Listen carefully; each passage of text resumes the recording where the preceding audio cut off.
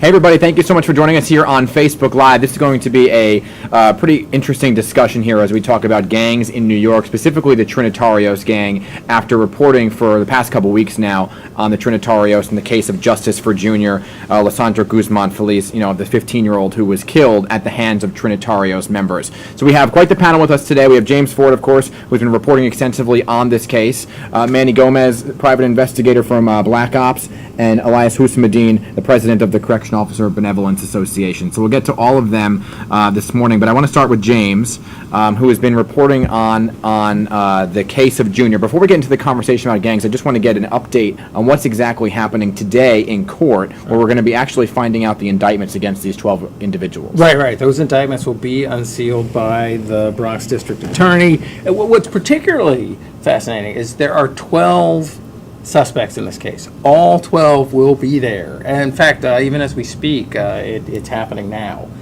All 12 in court, the indictments being unsealed. This is a remarkable occurrence, coming as it does almost exactly a month after the crime took place, the murder of Junior Guzman Feliz. It is not, I do not know at this point if Junior's mother is going to be there. Mm-hmm. To my knowledge, she is.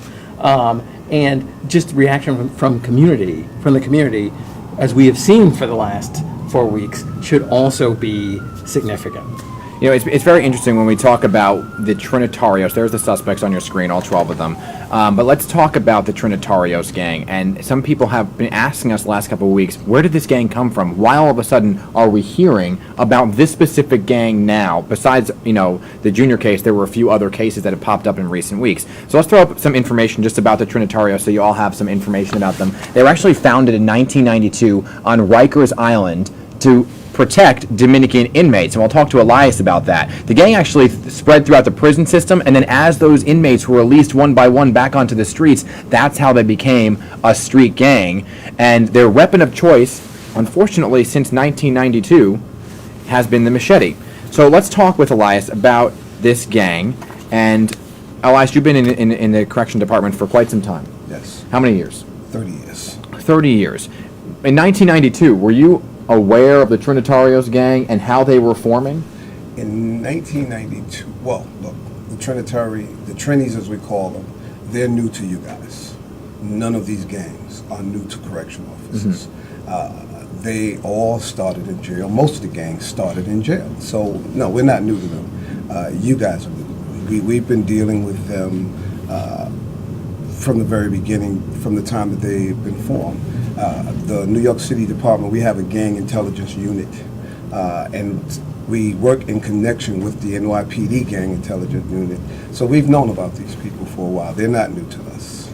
But how did they, when they were released one by one onto the streets, maybe Manny can answer this question. Manny, when they were released one by one, it became a street gang. So they start in Rikers, they go onto the streets.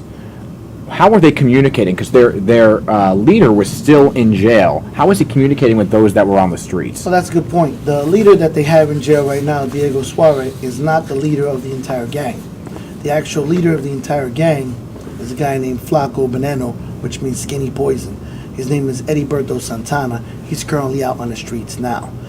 Diego Suarez is the leader of the Trinitarios group called the Southeast, which runs Manhattan and sections of the Bronx, and they have a small section in West Brooklyn. So we don't have the actual leader of the Trinitarios. We have one of the three leaders.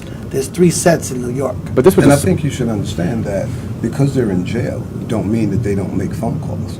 I mean, we have people who run a complete organization from behind bars. One of these guys actually raised enough money to bail himself out by running a drug business while he was on Rikers Island in jail, raised more than $75,000. That was a and Trini? bailed himself out. Yes. I don't know if he was a Trini, but he that was a Trinitario.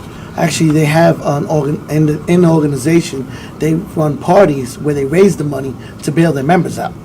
I mean, the Times had an amazing article today about the Trinitarios saying that once they were all back on the streets, they actually started to collaborate and form at the Marcy houses in Brooklyn, then spread over upper Manhattan, the Bronx, Queens, Long Island, and then throughout the East Coast, places like Tennessee and Florida. Yes.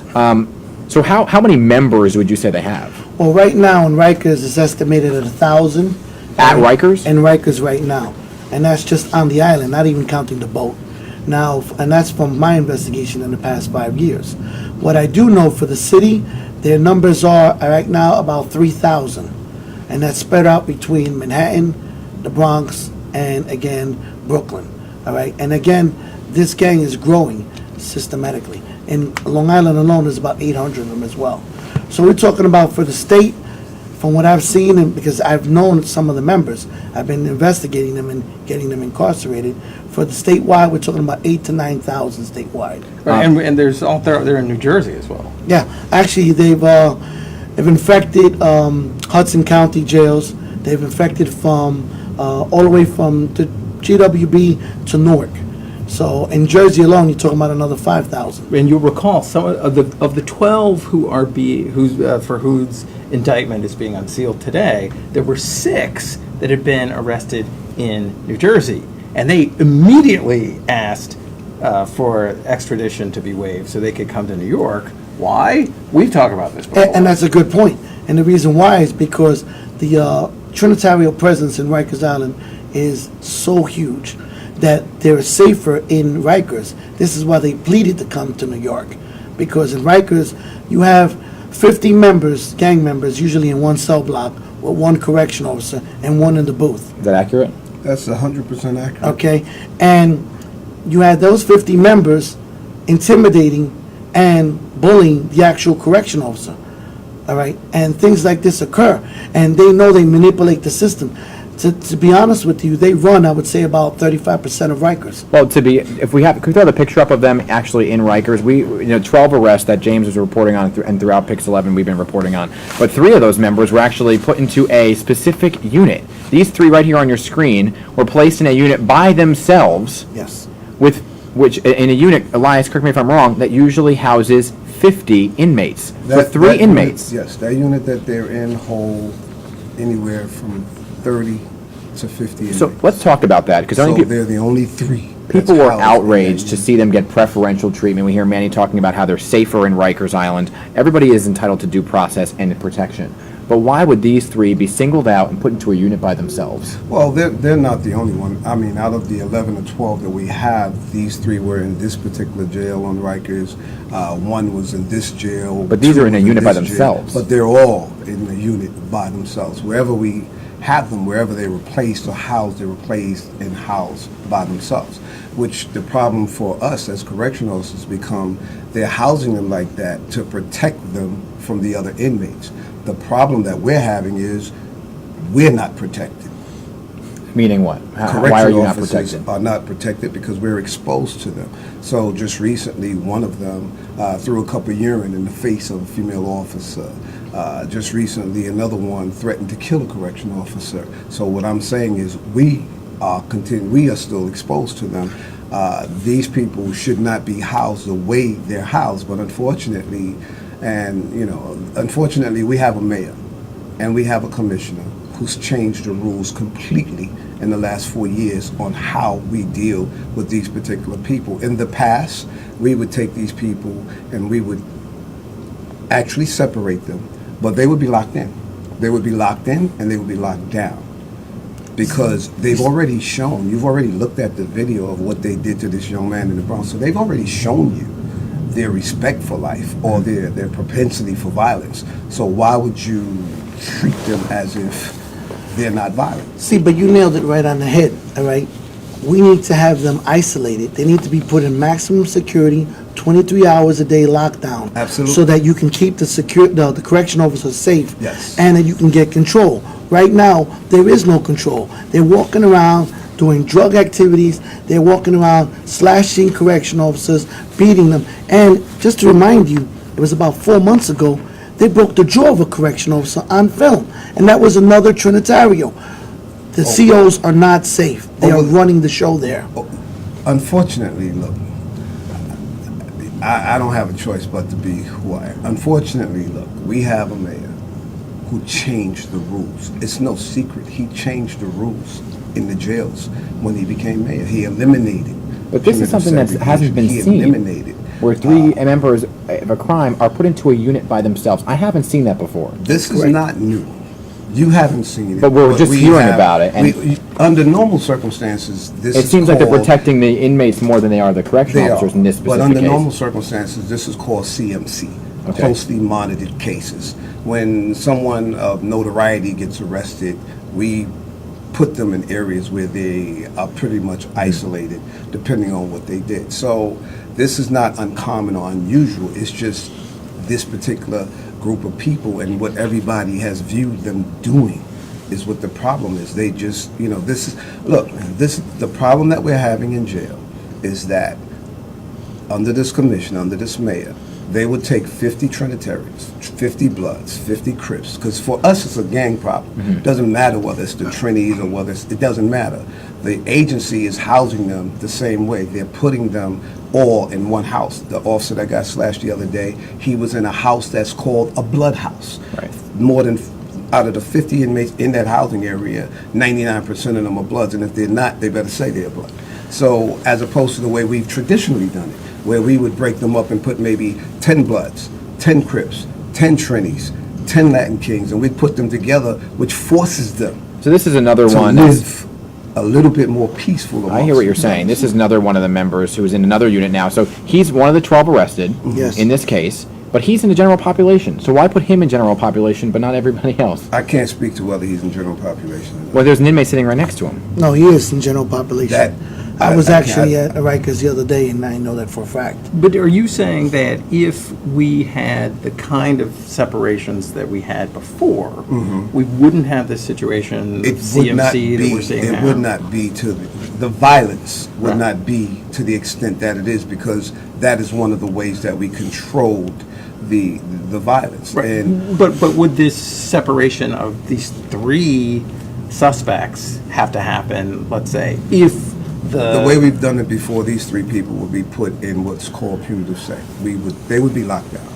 There would be this Solitary. movement and things that they have, and then we're going to get into it, because punitive segregation and solitary confinement is two different things. We ain't going to get into that argument No, today. I understand that, but we do need some type We of- would separate them, and they would be on lockdown. And we've had lively discussions about that in the past, I know.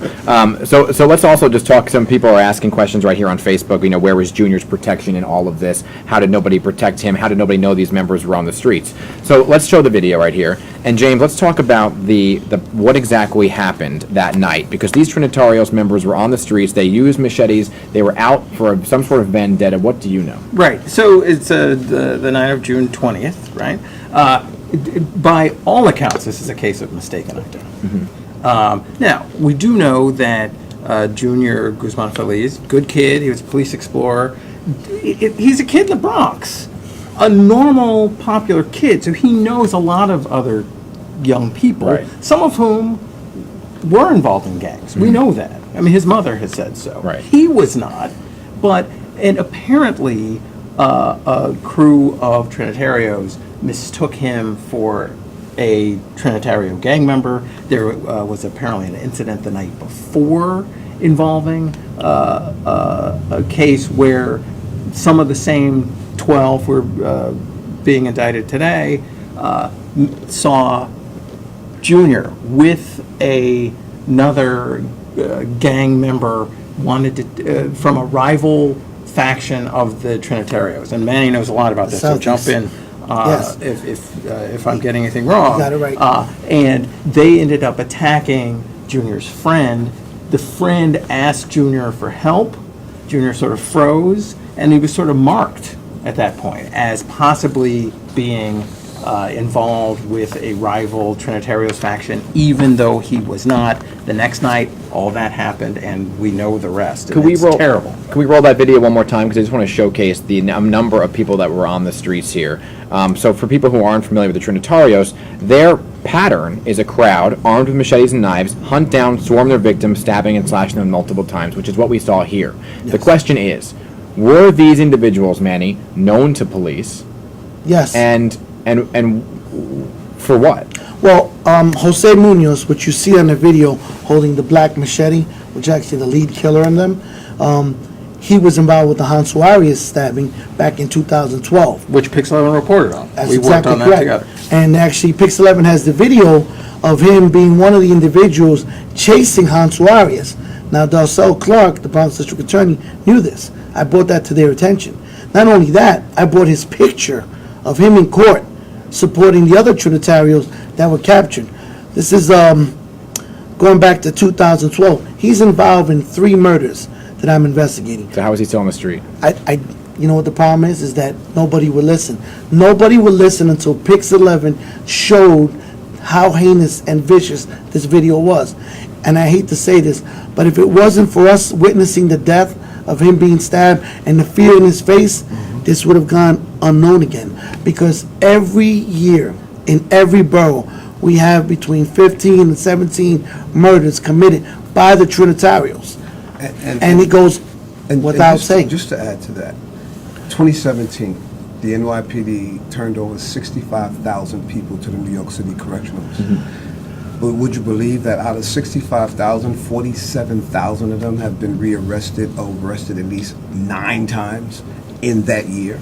So when you ask the question, why would they be back in the street? But in his case, it's three murder arrests? Yeah, he's been involved in 3 murders. He's seen on the video. Pix 11 has the video of him running after Hansu Arias. And if they're not remanded and they have a bail and they make bail, yep, then he's but he was never arrested. I gave them the information. Never. And I wanted to bring up that he should have never died, Junior. I wanted to think he should have never died. No, it was died. He died in vain.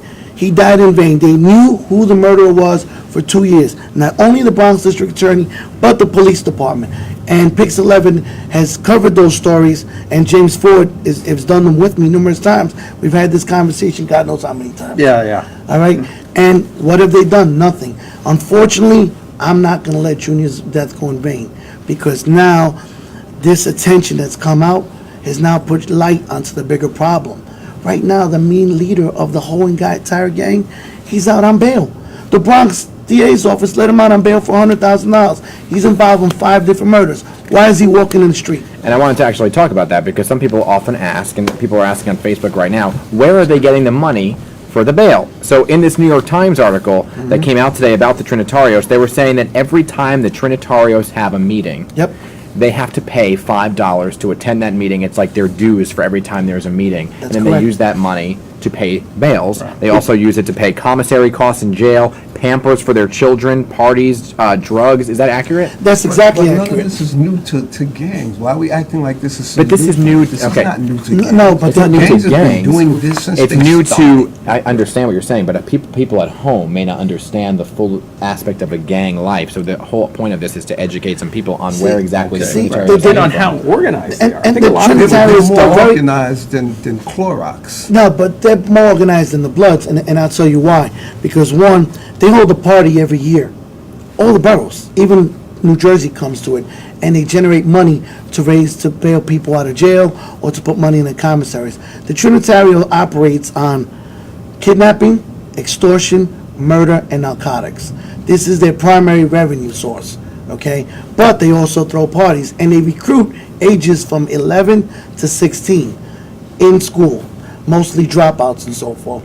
And they get the kids to drop out. They entice them with money and girls. But isn't that a part of the problem though when they go into Rikers that they can't be put into something like punitive because of the Absolutely. age? So because they're teenagers and punitive no longer exists. None of the ones who did this to this young man are we able, because of the mayor's policy of solitary confinement, as you call it, eliminating that, not one of these 12 could be put in punitive segregation because they're 21 and younger. And they know exactly what to do. Don't think they don't have That's gang why they members target who are them. older than 21. Exactly right. But they'll have the younger ones do certain things because nothing's going to happen to them. You can walk off the street, and if I was an inmate, you can put money in my commissary. You could put you could put whatever you want to put. I don't even have to know you.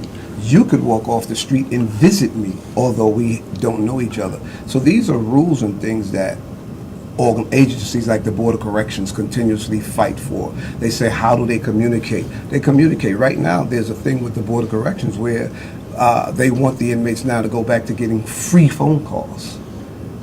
It's to the point where they had to pay for the call. Now they want free phone calls. When we had free phone calls, we had problems inside the jails. Were these 12?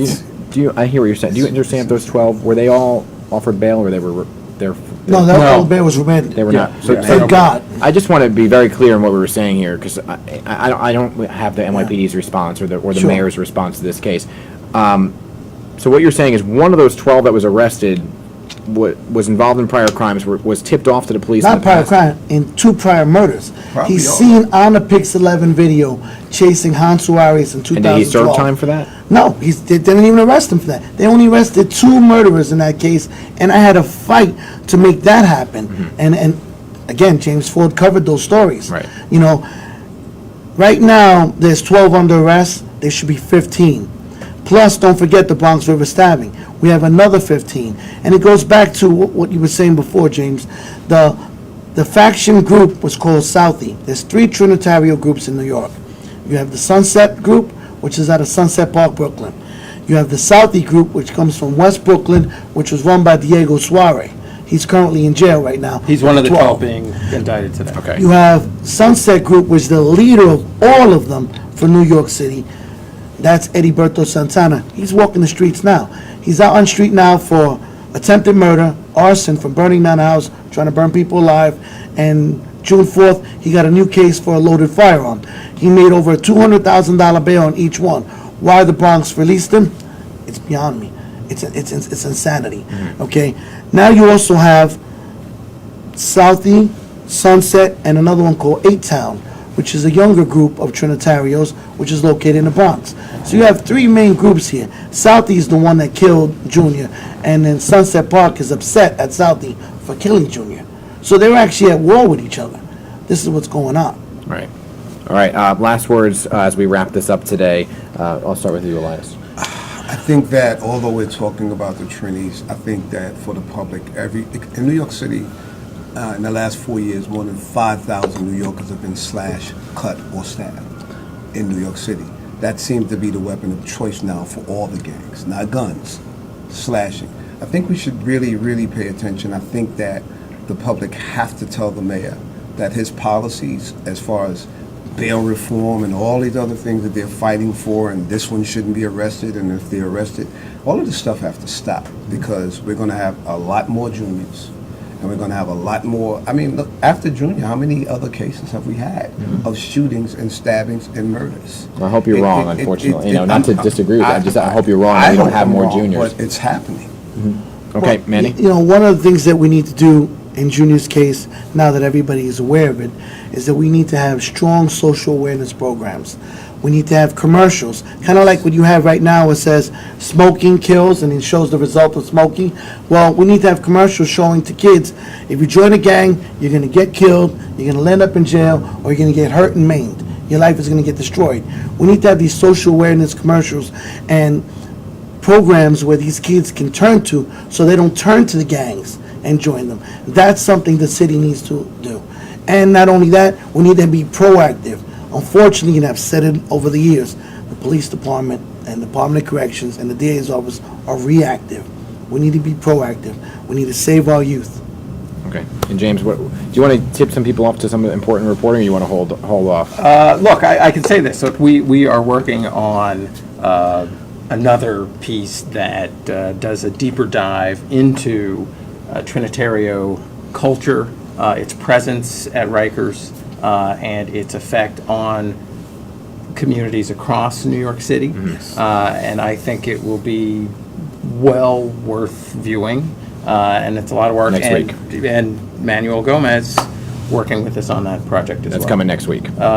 Yes. And now you're headed to court today. And yeah, that's worth saying too. Yeah, today where I'm about to head to court as soon as this ends. And look, even though we have these 12 indictments being unsealed, this may not, as we've been pointing out in this discussion, may not be the end of the Junior Guzman Feliz case. All right. Well, thank you all for coming in today. This was an incredible discussion, and thank you all for viewing at home. you. We're going to stay close on top of this story, because it's something that obviously our audience cares about, we care about as a station, and so stay with Pix 11 for the very latest in this case and so much more. Have a good day, everybody. Thank you. How did it go?